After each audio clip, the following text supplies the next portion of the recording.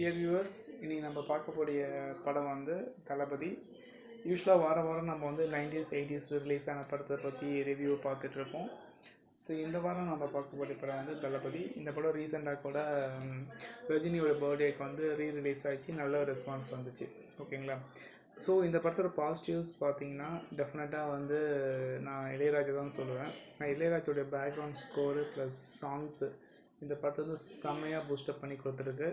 So இந்த சாங்ஸை நீங்கள் remove பண்ணிட்டீங்க அப்படின்னா படத்தில் சத்தியமாக ஒன்றுமே இல்லை.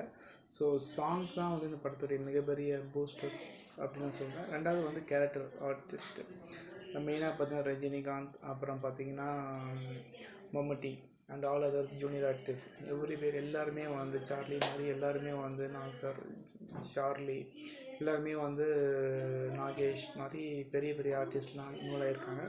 ஸோ அவங்களோட ரோல்ஸ் ரொம்ப சூப்பராக வந்து தேவை நேரத்தில் சப்போர்ட்டிங்காக பண்ணியிருக்காங்க. ஸோ இதுதான் வந்து படத்தோட மிகப்பெரிய பாசிட்டிவ்ஸாக நான் நினைக்கிறேன். அப்புறம் மிகப்பெரிய ஜாம்பான்ஸ் ஒளிப்பதிவாளர்லாம் வந்து இன்வால்வ் ஆகியிருக்காங்க. லைக் வந்து சந்தோஷ் சிவன், டொட்டா சுரேசஸ் மாதிரி பெரிய ஆளுங்கள்லாம் வந்து இந்த படத்தில் இன்வால்வ் ஆகியிருக்காங்க. ஸோ அதெல்லாம் வந்து படத்துக்கு செம்மையாக பூஸ்டப் பண்ணி கொடுக்குது. ஸோ நெகட்டிவ் நான் என்ன சொல்லுவேன்னா, படத்தோட வந்து கதைக்களம் தான். இது யூஸ்வலாக மணிரத்னம் படம் பார்த்திங்கன்னா ஏ சென்டர்ஸில் மட்டும் தான் பெருசாக ரீச் ஆகும், பிசி சென்டர்ஸ்க்கு வந்து பெருசாக ரீச் ஆகாது. ஸோ அதுக்காக இவங்க நாயகன் மாதிரி சில படங்கள்லாம் வந்து ஆல் சென்டர்ஸ் ரீச் ஆச்சு. ஸோ இவங்க வந்து நாயகன் மாதிரியே ஒரு படத்தை கொடுக்கணும் அப்படிங்கிறதுக்காக ட்ரை பண்ணியிருக்காங்க. ஸோ அதுவே இந்த படத்துக்கு ஒரு நெகட்டிவ் ஆகிடுச்சு. ஆனால் இந்த படம் வந்து எங்கே நடக்குது, எந்த ஏரியாவில் நடக்குதுன்றது வந்து கிளியராக டீட்டெயிலிங் கொடுக்கவே இல்லை. அதாவது இது சென்னையில் நடக்கிற மூவியா இல்லை மும்பையில் நடக்கிற மூவியாங்கிற மாதிரி. ஏன்னா ரஜினி இருக்கிற ஸ்லம் ஏரியா பார்த்திங்கன்னா அவங்க மும்பை மாதிரி வந்து செட்டு போட்டிருப்பாங்க, உடன் ஹவுஸ் போட்டிருப்பாங்க. குரூப் ஆஃப் பீப்புள் வந்து ஒன் மேலே ஒரு பில்டிங் மாதிரி இன்னொரு பில்டிங் மாதிரி போட்டிருப்பாங்க.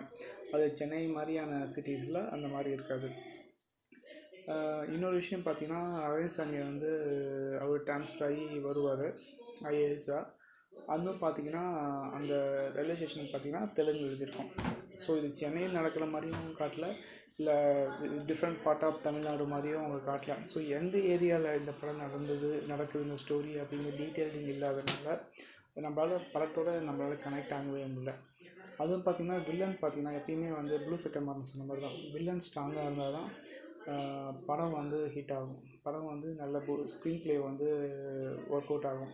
ஸோ வில்லனுக்கும் ஹீரோவுக்கும் எந்த ஒரு கேட் அண்ட் மவுஸ் ரோலே இல்லாதனால வில்லன் பெருசாக கனெக்டே ஆகலை.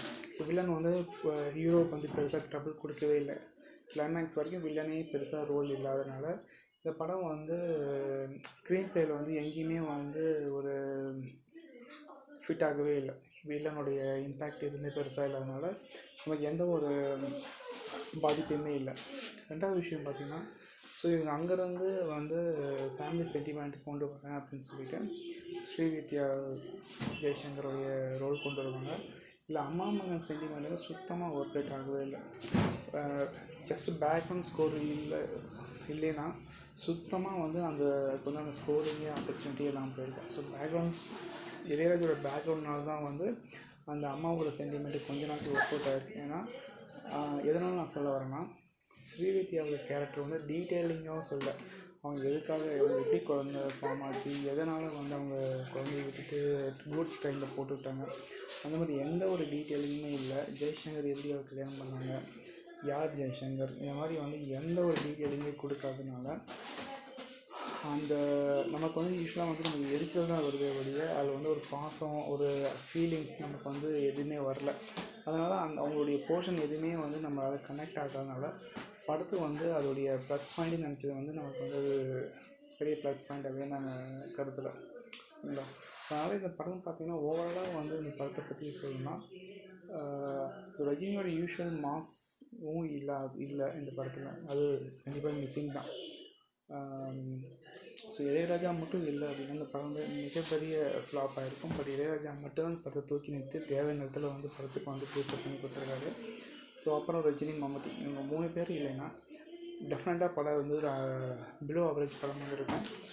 பட் இது வந்து ரஜினியோடைய யூஷுவல் ஆடியன்ஸ் பேக்ரவுண்ட், மம்முட்டி ப்ளஸ் வந்து இளையராஜா, இந்த 3 பேர் தான் படத்தை காப்பாற்றி இந்த படம் வந்து பிலோ ஆவரேஜில் வந்து ஒரு ஆவரேஜ் கேட்டகரி கொண்டு வந்து தீபாவளிக்கு ரிலீஸ் ஆனதுனால இந்த படம் வந்து ஒரு போட்ட படத்தை எதிர்க்கிற அளவுக்கு ஒரு சக்ஸஸ்ஃபுல்லாக ஓடிட்டுருக்கு.